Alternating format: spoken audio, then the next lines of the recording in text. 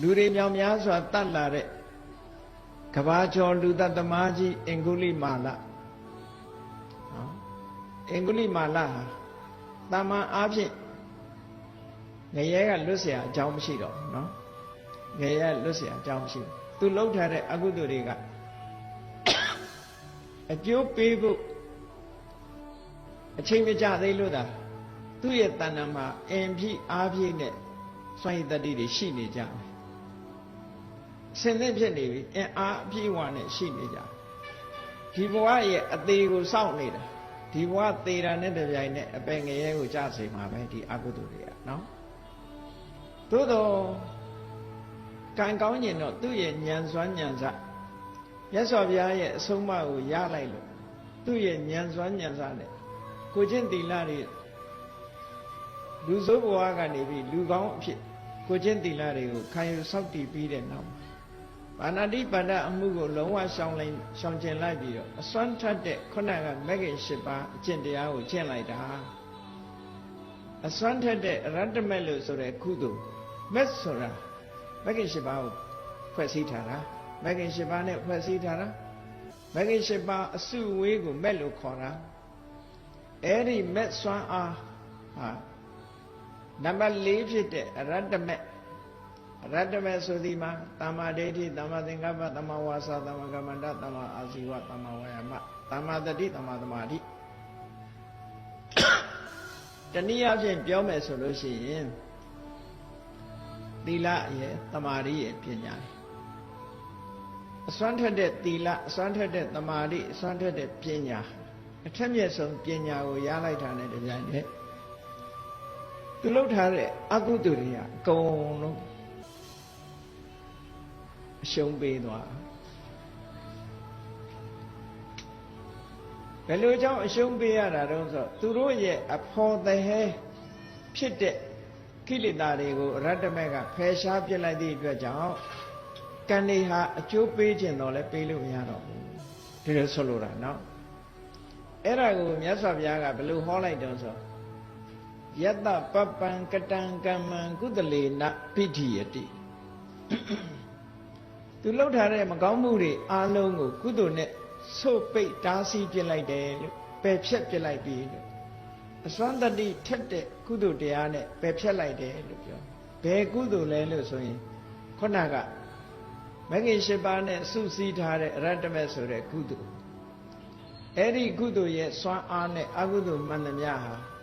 ဖြည့်ဆည်းခြင်းခံလိုက်ရတော့ဒီအကုသိုလ်ကံတွေကဘဝတန်တရားမှာလိုက်ပေးဖို့အခွင့်အရေးတော့မရသို့တော့လုံးဝအကျိုးမပေးတာလားဆိုတော့မဟုတ်ဘူးသူလုပ်ခဲ့တဲ့အကုသိုလ်ကံတွေကြောင့်ရှင်အင်္ဂုလိမာလဟောခဲနဲ့ပေါက်လိုက်သူခေါင်းလာကြ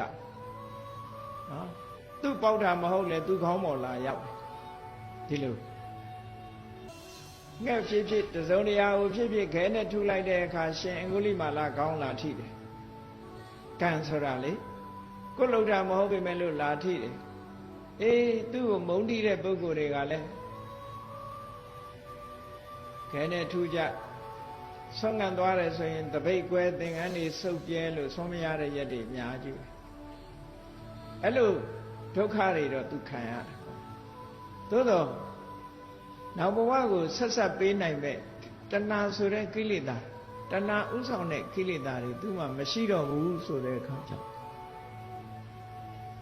အပင်ပေါက်เสียမြေတဲ့ရေတွေမရှိတော့သည့်အတွက်ကြောင့်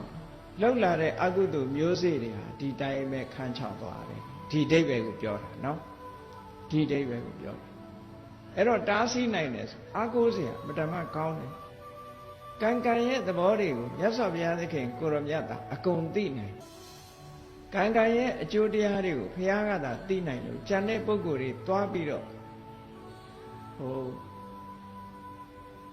ကိုဉာဏ်မမီတာတွေကိုသွားပြီးတော့မစင်စားလေနဲ့မစင်စားနဲ့ဆိုတာစဉ်းစားလို့ရသလောက်ကိုမစဉ်းစားနဲ့လို့ပြောတာမဟုတ်ဘူးအကုန်လုံးကိုလိုက်ပြီးတော့ကိုဉာဏ်မမီပဲနဲ့စဉ်းစားလိုက်လို့ရှိရင်ယူသွားနိုင်တယ်လို့သူတို့ပြောတယ်အဲ့ဒါကိုအစိန်တေယ၄ပါးတမန်အသိဉာဏ်နဲ့သိနိုင်စွမ်းမရှိလို့မကြံစီနဲ့တဲ့ကမ္မဝိပါကောအစိန်တေယော ကံရဲ့အကျိုးတရားဟာအမှန်တမ်းဆန်းပြလို့မြတ်စွာဘုရားကသိနိုင်တာဖြစ်သောကြောင့်အဲ့ဒါကို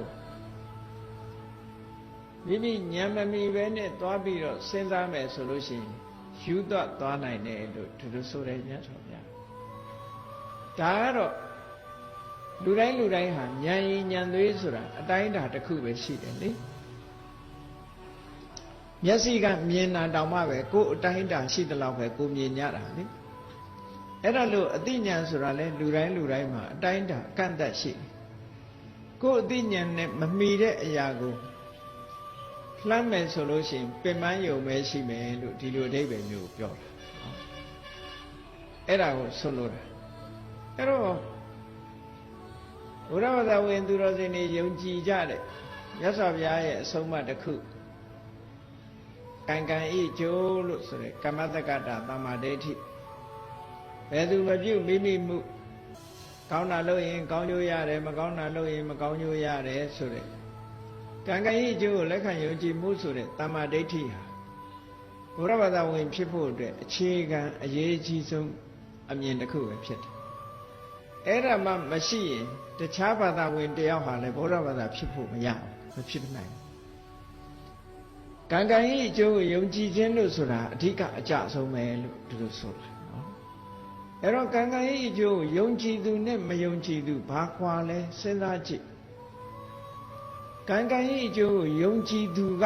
ဘယ်လိုတွေးမလဲသူတွေးမယ်လေအေးမကောင်းတာလုပ်ရင်မကောင်းကျိုးခံရမယ်ကောင်းတာလုပ်ရင်ကောင်းကျိုးဆံရမယ်ဒါသူ့အတွေ့ကံဤအကျိုးကိုမယုံကြည်တဲ့ပုဂ္ဂိုလ်ကြတော့ဘယ်လိုတွေးတော့အေးကံဆိုတာမရှိပါဘူးကိုလှုပ်ချင်တာလှုပ်ပဲဒါဖြင့်လှုပ်ချင်တာလှုပ်ပဲကောင်းတာလှုပ်လဲကောင်းကျိုးရတာမဟုတ်ဘူးဆိုးတာလှုပ်လဲဆိုးကျိုးဖြစ်တာမဟုတ်ဘူးကံဤအကျိုးကိုမယုံကြည်ဘူးဆိုတဲ့ညှင်းပယ်တဲ့ပုဂ္ဂိုလ်ဟာသူလှုပ်ချင်တာလှုပ်ပဲသူလှုပ်ချင်တာကဘာတုံးဆိုရင်မကောင်းတာတွေကြီးပဲအဲ့တော့ပိုဆိုးသွားနိုင်တဲ့အနေအထားမျိုးရှိတယ်ပေါ့ဒါပြောတာနော်ယုံကြည်သူနဲ့မယုံကြည်သူကွာခြားသွားဒီနေရာမှာမယုံကြည်တဲ့လူကအကောင်းလုပ်ဖို့မဖြစ်နိုင်တော့ယုံမယုံဟောယုံကြည်တဲ့လူကတော့အေးအဆိုးမဖြစ်ချင်ဘူးအကောင်းပဲဖြစ်ချင်တယ်လူဆိုတာကကောင်းကျိုးချမ်းသာပဲရကြတယ်ဆင်းရဲဒုက္ခမကြုံချင်ဘူးဒါကြောင့်မို့ကောင်းကျိုးချမ်းသာပေးတယ်ဆိုတာကုသိုလ်ကကောင်းကျိုးချမ်းသာပေးတယ်ဒါကြောင့်မို့ကုသိုလ်လုံးမပဲလို့ဆိုတဲ့အတွေးဝင်တယ်အကုသိုလ်တွေလုပ်ရင်အကုသိုလ်ရဲ့အကျိုးတွေငါခံရမှာပဲလို့အတွေးဝင်လာတယ်ဟောအမြင်ချင်းဟာအဗ္ဗဓမ္မကွာခြားတယ်လို့ကွာခြားသည့်အတွက်ကြောင့်ကံဤအကျိုးကိုလက်ခံယုံကြည်တဲ့ပုဂ္ဂိုလ်ကလူတော်လူကောင်းဖြစ်တယ်ကံဤအကျိုးကိုငြင်းပယ်လို့ရှိရင်လူတော်လူကောင်းဖြစ်ဖို့တောင်မရှိဘူးအဗ္ဗဓမ္မ